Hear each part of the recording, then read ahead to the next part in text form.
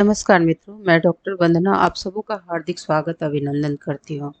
आइए आज की कक्षा अति महत्वपूर्ण है और आज की कक्षा में हम सभी अव्यय पे विचार करते हैं और अव्यय को बहुत गहनता से देखते हैं।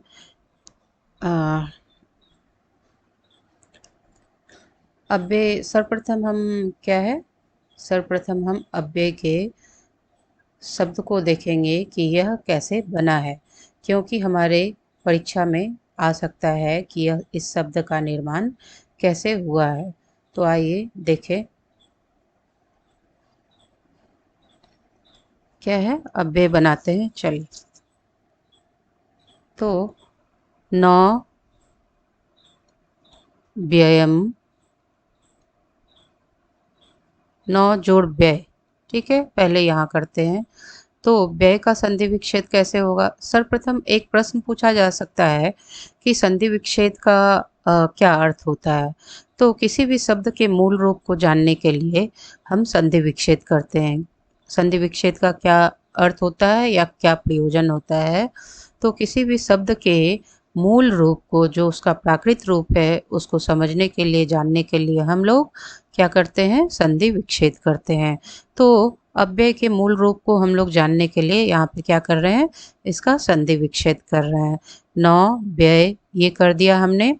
अब इसको व्यय को कैसे तोड़ेंगे? बी जोड़ अय, ऐसे ही तोड़ेंगे ना, ठीक है।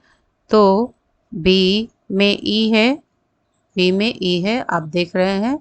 ये ई को यहाँ पे लाएंगे हम और क्या करेंगे? ओ।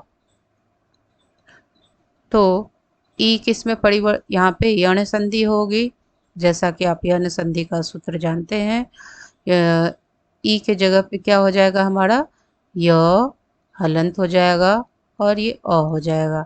दोनों मिलके क्या बन जाएंगे? ये य क्षम्यताम, ये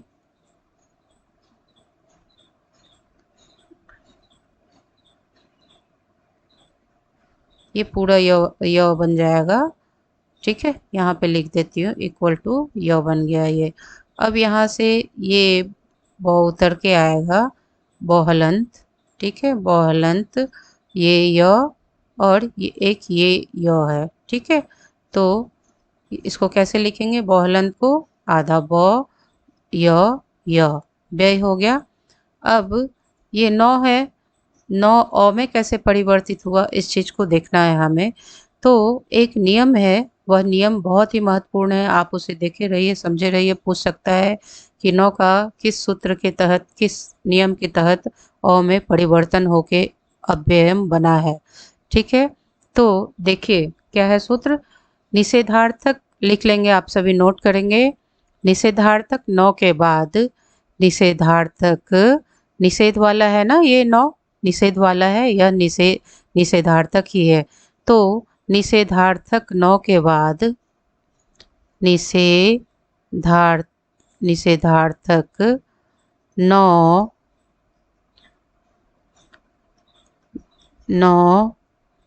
के बाद क्या है?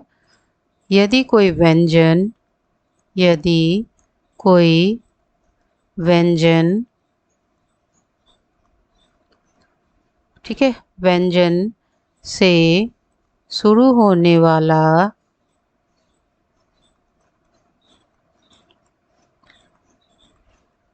कोई शब्द, कोई भी शब्द आ जाए, ठीक है, कोई भी शब्द आ जाए तो 9 किस में परिवर्तित हो जाता है? 9 किस में परिवर्तित हो जाता है? 9 का परिवर्तन अ में हो जाता है, ठीक है। बहुत ही महत्वपूर्ण नियम है, इसे लिखे रहेंगे। व्यंजन आ गया 9 के बाद, निषेधार्थक 9 के बाद व्यंजन आ गया तो वह अ में परिवर्तित हो जाता है, ठीक है। और स्वर आ जाता है तो क्या हो जाता है, ये बताइए। स्वर आ जाए तो 9 का अन रहेगा। स्वर आ जाए 9 के बाद, यदि कोई 9 के बाद कोई स्वर आ जाए तो अन तो नौ का अन हो जाता है। ठीक है, आपने देख लिया। तो हमारा नौ कैसे परिवर्तन हुआ अ में, नौ के बाद नौ, नौ, नौ यहाँ पे आ जाए, नौ व्यय है तो आधा बय संयुक्त जो है ये क्या है, व्यंजन ही तो है या स्वर है, ये आप बताइए मुझे। तो ये व्यंजन है चूंकि, तो नौ किस में परिवर्तित हो गया, ये अ में हो गया, और ये क्या रूप बन गया, अव्यय। ठीक है, ये अंततः इसकी रूप शुद्धि हो गई अव्यय। अब अव्यय के क्या हो गए, नौ बेति, नौ बेति इति अव्ययम। आपसे पूछा जाएगा न बेति इति किम, न बेति इति अव्ययम। ठीक है, न बेति इति किम, न बेति इति अव्ययम। अब इसमें जानने के लिए तो बहुत चीज़ें हैं, लेकिन मुझे लगता है इतने से आपका काम चल जाएगा, और कुछ छूटा रहेगा तो मैं आपको बताऊंगी। चलिए आगे चलते हैं। क्या है, अब मैंने क्या बताया आपको, अ उपसर्ग क्या है, अ उपसर्ग हमारा, अ उपसर्ग का प्रयोग अक्सर निषेध, अ उपसर्ग का, ये देखिए अ क्या है, उपसर्ग है। ठीक है, अ उपसर्ग का अक्सर निषेध निषेध या अभाव के अर्थ में प्रयोग किया जाता है। ठीक है, व्यय शब्द का क्या अर्थ होता है, व्यय करना अर्थात खर्च करना। न जब लग जाता है तो उसका क्या अर्थ हो जाएगा, जो खर्च नहीं हो सकता है। ठीक है, जिसमें कोई परिवर्तन ही ना उसमें प्लस हुआ ना कोई माइनस हुआ, तो वो क्या हो गया, वो अनव्ययम हो गया, न व्ययम इति अनव्ययम हो गया। ठीक है, अव्यय हो गया वो। व्यय का अर्थ होता है खर्च करना या उपयोग या परिवर्तन। ठीक है, अब संधि विच्छेद का अर्थ हमने आपको पहले बता दिया है, फिर भी देख लेंगे एक बार। संधि विच्छेद का अर्थ है शब्दों को अलग अलग करके उनके मूल रूप को दिखाना। ठीक है, प्रश्न पूछे गए हैं इसीलिए थोड़ा इसे याद रखेंगे। इस प्रकार अव्यय जो शब्द बने हमारे, अव्यय शब्द का क्या अर्थ हो गया, जिसमें कोई परिवर्तन ना हो, अविकारी हो, या जो खर्च ना हो। ठीक है, अब अविकारी का हम अर्थ समझ लेते हैं एक बार। ठीक, यहाँ पे समझते हैं, ये तो पढ़ेंगे ही, लेकिन अ जोड़ विकारी, इसको क्या कहते हैं, अविकारी शब्द भी कहते हैं। तो क्यों कहते हैं, देखिए विकारी का अर्थ, विकार का क्या होता है, परिवर्तन। विकार का क्या अर्थ होता है, विकार का अर्थ परिवर्तन। अ का क्या हो गया, नौ परिवर्तन, अ का क्या हो जाएगा, नौ परिवर्तन नहीं, विकारी परिवर्तन। तो ये क्या हो गया, नौ परिवर्तनमिति अविकारी। नौ का कैसे परिवर्तन हुआ है अ में, वो हमने पहले भी आपको बताया है। और तो नौ जिसमें कोई परिवर्तन नहीं होता है वो क्या हो जाता है, अविकारी हो जाता है। विकार मीन्स परिवर्तन, अ मीन्स नहीं होना, कोई परिवर्तन नहीं होना ही अविकार हो जाता है। ठीक है, जैसे मैं आपको नौ का और उदाहरण देती हूँ, आपको और स्पष्ट हो जाएगा। न बेति इति अव्ययम हो गया, न धनम इति अधनम हो गया, अधनम हो गया, न धनम इति अधनम। ठीक है, सब में व्यंजन आ रहे हैं, सब में परिवर्तन हो रहा है, आप देखेंगे। न ज्ञानम इति अज्ञानम, न अभिधानम इति क्या हो गया, न अभिधानम इति क्या हो गया, अभिधानम। तो सब में देख रहे हैं नौ के जगह पे अ का परिवर्तन हो रहा है, तो हम इसे बहुत अच्छे से किए रहेंगे। आइए अब आगे चलते हैं। अव्यय क्या हो गए, जिन शब्दों के रूपों में कोई परिवर्तन या विकार नहीं होता है उन्हें अव्यय कहते हैं। इसकी परिभाषा श्लोक में कहा गया है, आइए देखें क्या है।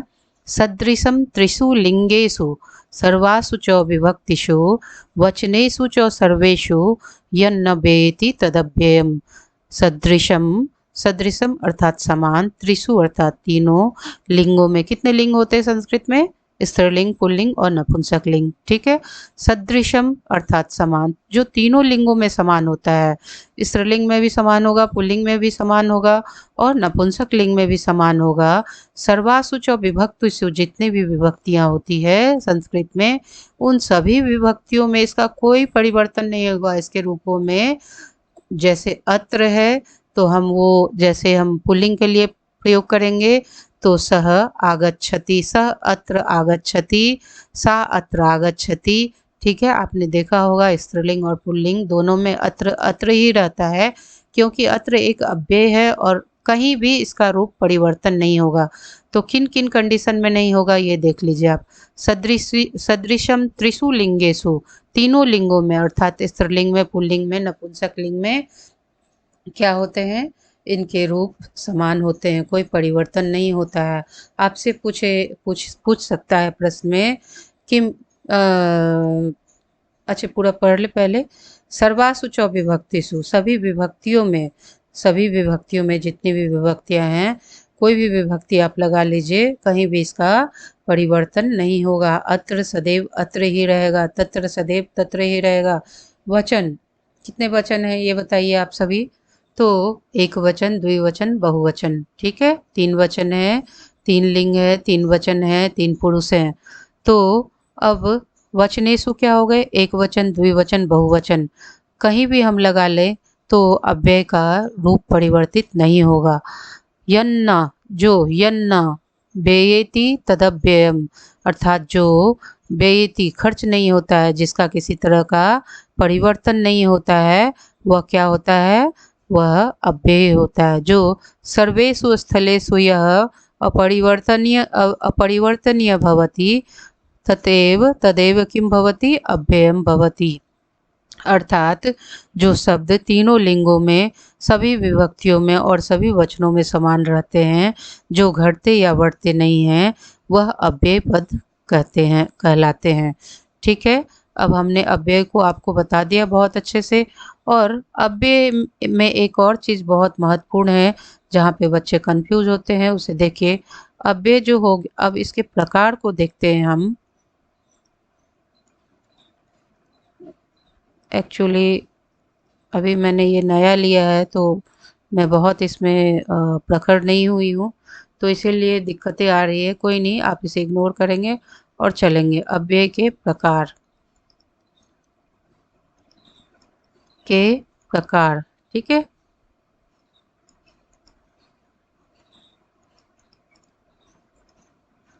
क्या है इसका? हम हिंदी में भी देखेंगे। हिंदी में, एक मिनट, हिंदी में कितने होते हैं अव्यय के प्रकार? 4 होते हैं। संस्कृत में कितने होते हैं? 5 होते हैं। ठीक है, तो आपको अगर 4 ऑप्शन में दे दिया जाए तो यह 4 ऑप्शन कहाँ किसके लिए होता है? कहाँ पे 4 अव्यय के प्रकार होते हैं? ये हिंदी में होते हैं। संस्कृत में कितने होते हैं? 5 होते हैं। ठीक है, इसे हमेशा ध्यान में रखिएगा, कंफ्यूज नहीं होना है। ठीक है, अब देखते हैं हम कौन कौन से अव्यय होते हैं। तो आइए, क्रिया विशेषण क्या होते हैं? प्रथम अव्यय के प्रकार क्रिया विशेषण, अर्थात क्रिया की जो विशेषता बताए उसे क्रिया विशेषण कहते हैं। अब बताइए, चलना तो एक क्रिया है ना? चलना हो गया, खाना हो गया, रोना हो गया, सोना हो गया, जितना भी है ये सभी क्रिया है। तो हम जैसे बोलते हैं सह सह शनै शनैः, सह शनै शनैः खादति। तो जो खाना है क्रिया है ना ये, इसका हम क्या बता रहे हैं? विशेषता ही तो बता रहे हैं। क्या बता रहे हैं? शनै शनैः। तो क्रिया विशेषण हो गया स शनै शनैः खादति। तो शनै शनैः क्या हो गया? हमारा अव्यय है। ठीक है, तो अव्यय है तो शनै शनै खादति, यह क्रिया की विशेषता ही तो बता रहा है। शनै शनै किसकी विशेषता बता रहा है? क्रिया की। खाद धातु जो है उसकी विशेषता बता रहा है कि वह धीरे धीरे खाता है। समुच्चय बोधक हो जाएगा, यहाँ थोड़ा ठीक कर लेंगे। समुच्चय बोधक या संयोजक। जैसे इसको समुच्चय को क्या बोलते हैं? जैसे च, ठीक है, अहम च त्वम च, या अहम त्वम च, मैं और तुम। तो जोड़ रहा है ना, ये समुच्चय कर रहा है ना, समूह बना रहा है ना। अहम मोहनम और सोहनम च, अहम मोहनम सोहनम हरिसस च। तो ये च कहाँ पे लगा रहे हैं हम? समुच्चय समूह बनाने के लिए ही लगा रहे हैं। तो क्या हो जाएगा? च इत्यादि जो अव्यय हैं वो क्या होते हैं? समुच्चय बोधक इसके प्रकार हो जाते हैं। ठीक है, अब क्या हो गया? संबंध बोधक। अब क्या हो गया? विस्मयादि बोधक। विस्मयादि बो बोधक बोधक, ठीक है, विस्मयादि बोधक। अब विस्मयादि बोधक में क्या होता है? हा हंत, अरे राम यह क्या हो गया, हिंदी में बोलते हैं ना, और संस्कृत में क्या बोलते हैं? हा हंत, हा हंत, कीदृशम अस्ति अयं परिस्थिति। हा हंत, अरे राम ये क्या हो गया, ऐसे जब हम बोलते हैं तो वो क्या होता है? विस्मयादि बोधक होता है। और उपसर्ग तो आप सभी जानते ही हैं।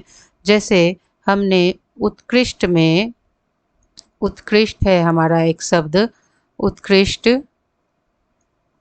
उत्कृष्ट है, इसमें हमने प्र उपसर्ग लगा दिए। ठीक है, प्र हमारा उपसर्ग है ना। कितने उपसर्ग हैं? अभी हम लोग उपसर्ग पे भी आएंगे। तो क्या बन जाएगा? प्र के साथ उत्कृष्ट लगाते हैं तो प्रकृष्ट रूप बन जाएगा। ठीक है, प्रकृष्ट क्या हो गया? अति सुंदर, बहुत सुंदर। उत्कृष्ट तो होता ही है अच्छा, प्रकृष्ट हमने उपसर्ग लगा दिया इसमें तो अति सुंदर ऐसा रूप बनेगा। तो उपसर्ग के भेद से, उपसर्ग प्रोपड़ा 22 जो उपसर्ग है, प्रोपड़ा अपसम अनुभव निस निर्दुष दुर्भी हानि अधि अपि अतिसु उद अभि प्रतिपड़ी उपये, ये जो हमारे 22 उपसर्ग हैं ये भी किसके अंतर्गत आते हैं? ये अव्यय के अंतर्गत आते हैं। और मैं इससे बहुत डिटेल से आपको आगे आगे पढ़ाऊंगी। तो अभी की कक्षा हम बस इतने तक के लिए ही रखते हैं। ठीक है, और इसमें एक कक्षा मैं अभी कुछ देर के बाद अपलोड करूंगी, आप उसे देखें, वह कक्षा भी बहुत महत्वपूर्ण रहेगी। मैं सभी उदाहरण के साथ बहुत जितने भी अव्यय हैं जो आपके लिए महत्वपूर्ण अव्यय हैं उनका अर्थ और अर्थ प्रयोग के साथ उनको लाऊंगी।